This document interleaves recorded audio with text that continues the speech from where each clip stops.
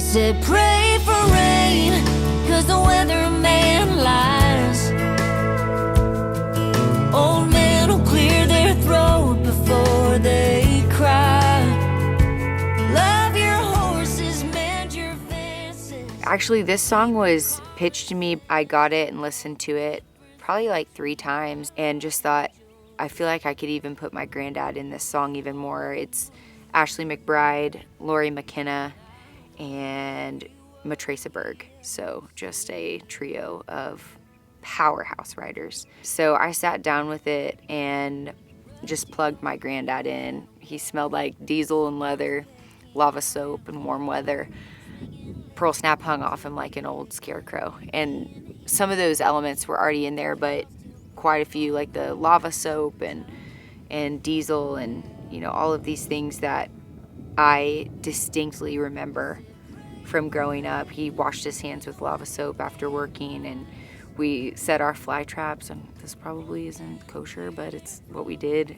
Especially in our bull trap, we would set them with diesel, and they'd have these things that hang down from them so that when all the bulls came in to get mineral or salt or whatever, they would rub up against them, and that would keep the flies off of them in the summertime. And so I just have this distinct memory of him smelling like that in the truck in warm weather. And my truck still smells like him on warm days. And so I just have all these very distinct memories that come with him. And that song provided the perfect opportunity for me to write almost a love letter to the legacy of my granddad. Felt like such a special way to memorialize all the things that I love about him, so I can relive them when I sing it and when I listen to it back. My granddad, he had this blue Lazy Boy chair, and me and my sisters and my brother would go sit on his lap because there was plenty of room. He was like 6'3" and massive. And we'd all go sit on his lap, and he would squeeze our hand, and he would squeeze it so tight. He would look us in the eye and say, I still got it. And it just made me think he was the strongest man alive. There are just other things that he was this perfect balance of sweet and, gosh, ornery as all get out, because he would, you know, call us Shug or say, you're a dandy when we'd go and get a gate or something like that. But at the same time, he had this ornery smile that you just felt like he was up to no good and up to all good at the same time. And he was just so great, and everybody admired him. He just was my hero. I mean, up until he passed away, he just was the man in every aspect. And so much of the things that I admired in him are what I looked for in Ross, and I'm so thankful that my kids are going to get to experience a man like that, and eventually my grandkids will get to experience a man like that is so tough and so sweet at the same time. And when I met Ross, I felt like he was just a really good balance of the things that I love about my granddaddy and the things that I love about my JP, my dad's dad, because Ross is really, really funny too. So he's just all the things that a patriarch in my family represented that I adored so much that I wanted to keep alive in my own family, and that all the things that make me want to talk about my granddads forever. And I found those in a man that I get to share my life with, and that's pretty special. This hat, I had worn this for ever since my granddad gave it to me. A lot of ranchers have hats designed, merchandise designed, that they give to people that work for them as just like a thank you for being a part of it, or maybe they sell it, I don't know. We never did. We just kind of gave it as gifts.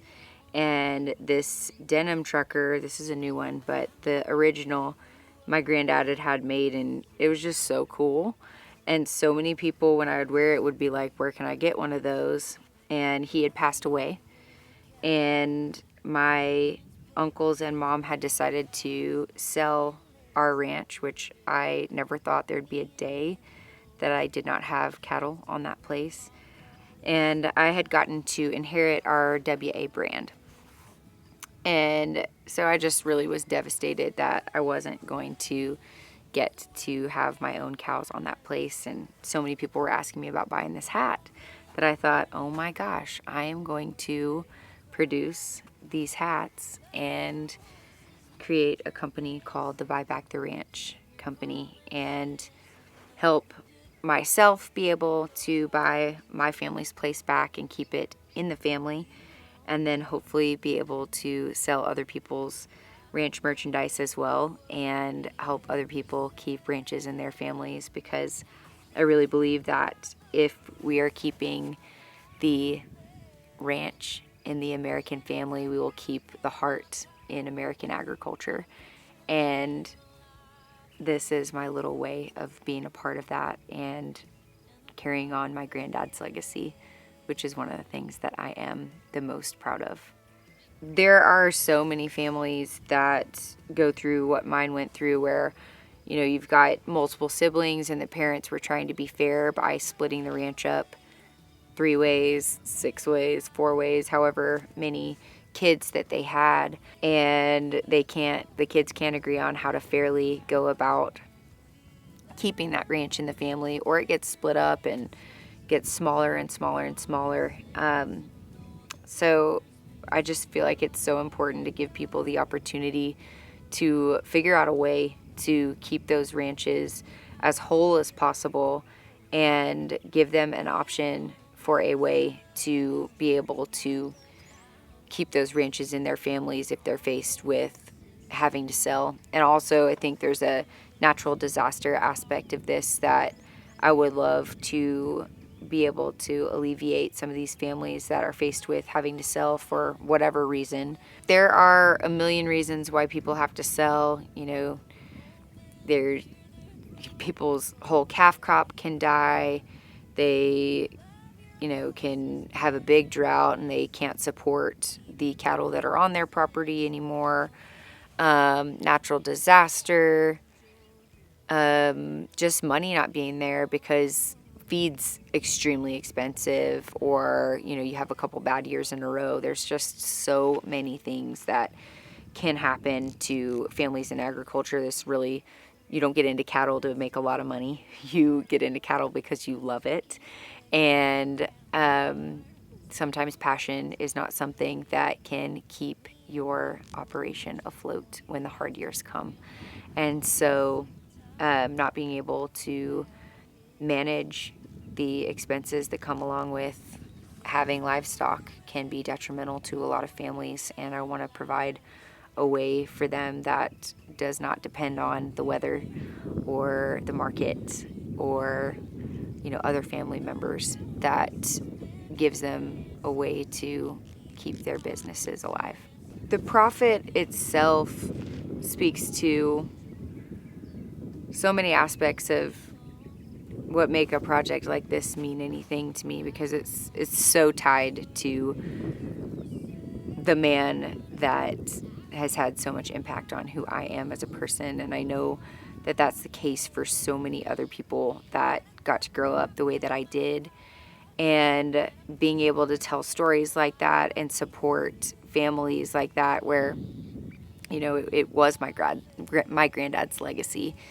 It was something that made him more proud than anything to see his brand on those cows, and being able to give people a way to carry on legacies for men like that were made of tougher stuff is an honor. And I feel like something that he can smile down from heaven when he looks down at it and is still a part of it, you know, down to his very name being on these hats. And it's something to be proud of.